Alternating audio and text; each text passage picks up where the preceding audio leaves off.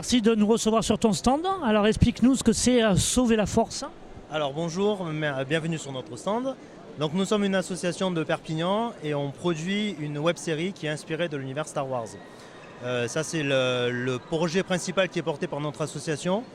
Et la particularité qu'on souhaite donner à ce projet, c'est de tourner tous ces épisodes dans le département des Pyrénées-Orientales, dont nous sommes originaires, de manière à pouvoir mettre en valeur le patrimoine historique et le patrimoine naturel de notre département pour inciter aussi les gens à mieux connaître le département dans lequel ils vivent ou pour le faire connaître.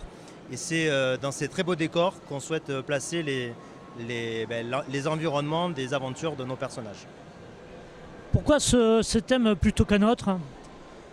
Alors parce que je suis fan de Star Wars depuis bien longtemps et toute l'équipe avec laquelle je travaille l'est également.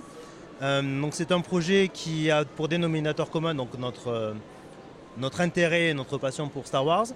Et en plus on est intéressé par tout ce qui concerne le cinéma. Et travailler sur ce type de projet, ça nous permet aussi de voir comment en coulisses ou en amont on prépare une web-série, des tournages. Tout le travail de création, le travail d'écriture du scénario, ce sont des choses qui m'intéressent aussi. Donc en fait, ce sont plein d'éléments qui nous permettent de pouvoir porter ce projet depuis 2 ans, depuis le temps que notre association existe. Au niveau de l'écriture, c'est toujours la même personne ou ça tourne? Alors au niveau de l'écriture, c'est moi qui écris la trame des histoires et la trame des épisodes. Donc pour l'instant, il y a 6 épisodes qui sont écrits.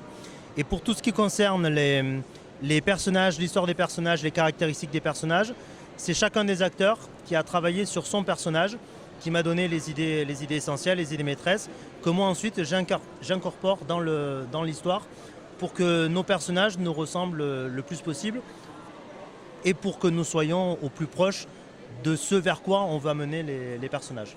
Donc il y a vraiment beaucoup de parts de nous dans les différents personnages qui vont cohabiter et coexister au fur et à mesure de ces épisodes.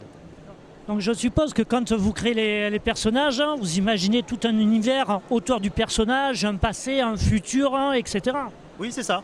Chaque personnage possède une histoire, une sorte de biographie, avec les événements qui concernent le temps de la web-série, plus des choses qui ont lieu dans le passé et qui peuvent expliquer le comportement de tel ou tel personnage à un moment donné de la web-série.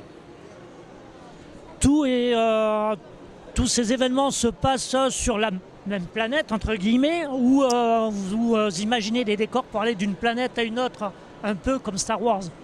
Alors il y aura 2 planètes principales. Il y a une planète qui est en réalité une lune sanctuaire, qui s'appelle Naxxar, qui est la lune où se dressait à des époques reculées un ancien temple Jedi qui est maintenant en ruine.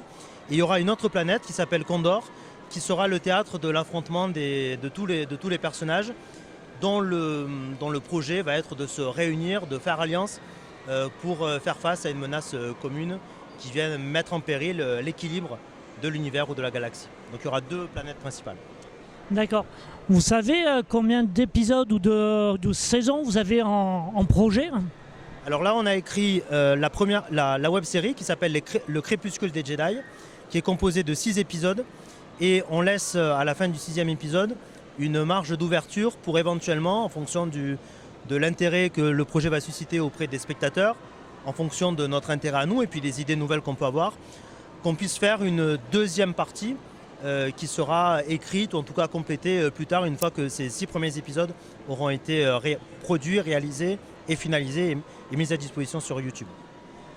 D'accord. Eh bien, je vous remercie. C'était Cyril pour Ciné Passion 34.